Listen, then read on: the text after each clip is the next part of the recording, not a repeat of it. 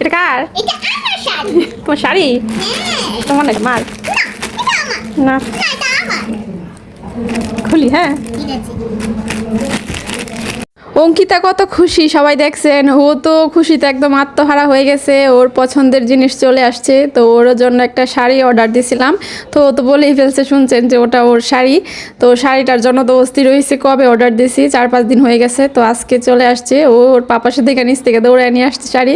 তো এখন হচ্ছে শাড়িটা খুলবো। আর এই শাড়িটা আনছি হচ্ছে সরস্বতী পূজার জন্য। তো ওকে আমি দেখাইছিলাম ফোনে শুধু, যে দেখো তোমার শাড়িটা কেমন, ওটা তোমার ভালো লাগে, তুমি নিবা। ওই তো ওটা দেখার পরে বলতেছে শুধু, মা আমার এই সাদা লাল শাড়িটাই লাগবে। তো ওর লাল শাড়ি আছে, তো এই জন্য এবার পুজোতে ভাবলাম যে আচ্ছা ওর জন্য যখন এত ভালো লাগছে, তো সাদা লাল শাড়িটা নিয়ে নেই। এটা একদম একটা রেডিমেড শাড়ি। আমি যখনই শাড়ি পরি তখনই ও শাড়ি পরতে অস্থির হয়ে যায়। তো ওর তো শাড়ি আছে, তো ভাবলাম যে সাদা লাল শাড়ি নেই এবার পুজোতে। গতবার পুজোতে তো আমরা মা মেয়ে ম্যাচিং করে হলুদ শাড়ি পরছিলাম। অনলাইনে তো আমার কোনো কিছু ভালো লাগে না কিনতে, যদিও বা কিছু অর্ডার দিই আমি সারাক্ষণ টেনশনে থাকি যে এটা জানি কেমন হয়, ভালো হয় কিনা। তো যাই হোক, শাড়িটা ভালোই হয়েছে। তো ব্লাউজটাও রেডি করা আছে, যেরকম করে বলছিলাম এরকম করে দিছে। আর ওই শাড়িটার সাথে হচ্ছে এই গয়নাটা ফ্রি ছিল। এটা হচ্ছে টিকলি আর 2টা কানের দুল, গলার ছিল না, এই 2টাই ফ্রি ছিল। তো অঙ্কিতা শাড়িটা কেমন হলো অবশ্যই কমেন্ট করে জানাবেন। ভিডিওটি ভালো লাগলে লাইক করবেন। টাটা।